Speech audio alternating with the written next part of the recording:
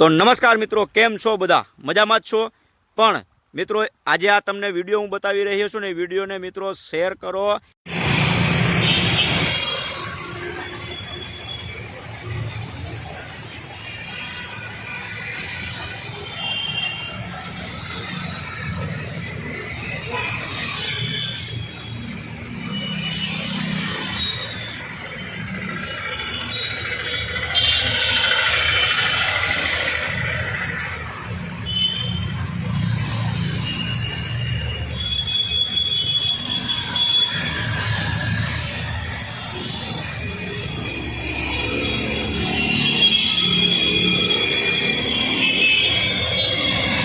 જેથી કરીને ફરી પાછા આવારા તત્વો કોઈ પણ પ્રકારના બેનર લગાવેલ હોય તે ઉખાડી ના શકે.